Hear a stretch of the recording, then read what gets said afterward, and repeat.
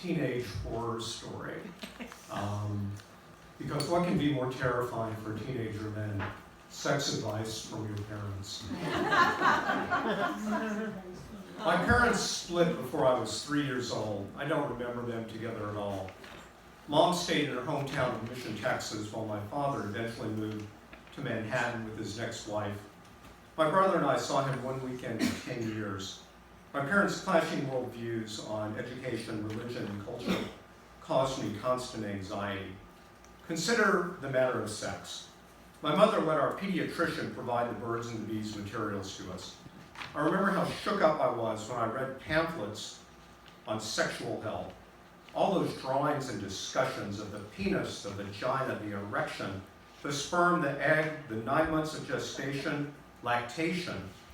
We were so aghast that I shoved the pamphlets in a closet under a stack of Playboys so we wouldn't have to think about them.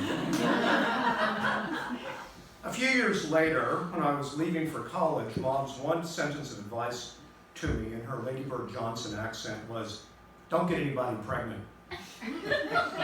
Mom shouldn't have worried. I attended Princeton in the years right after coeducation began, and the gender ratio was 80-20.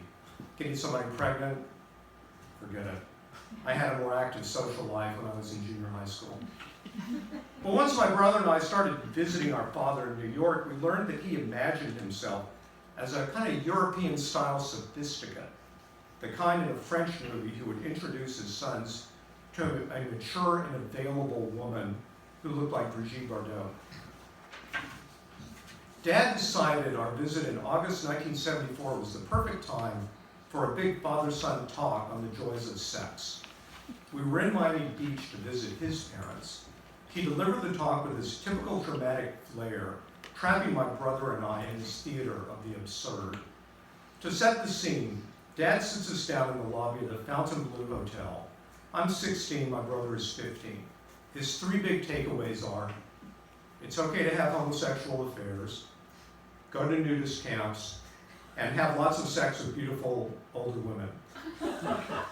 I remember gripping the arms of my Art Deco chair so hard that I almost pulled the stuffing out. For teens from a very conservative town in South Texas, these were the ravings of a lunatic.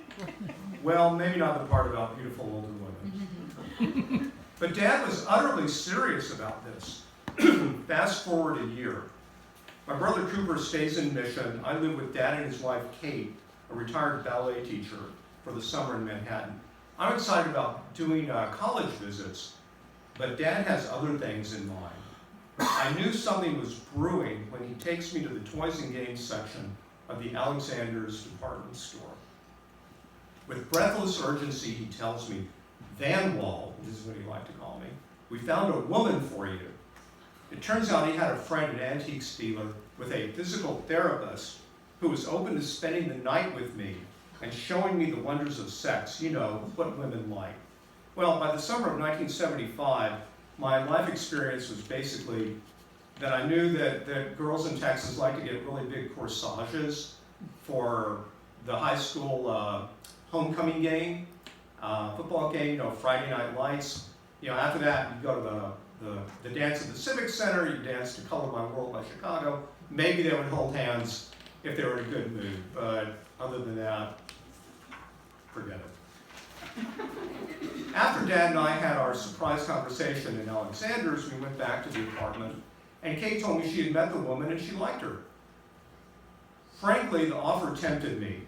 They had procured a woman for me for a night of, well, I don't know what. Visions from the steamy letters to Penthouse danced in my head. The ones that started with, "I never imagined this was going to happen to me," but I realized, even as a horny 17-year-old, that the scenario was not about sex at all, it was about control.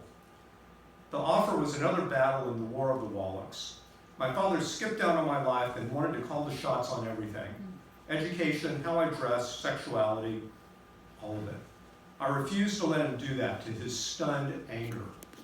The summer was a disaster. At one point, he found a journal I kept, and still keep, read it, gave it to his wife to read it, and then told me he was going to make a photocopy of it and pass it around so people could know what a schmuck I was. I returned home to Mission deeply depressed by all of this.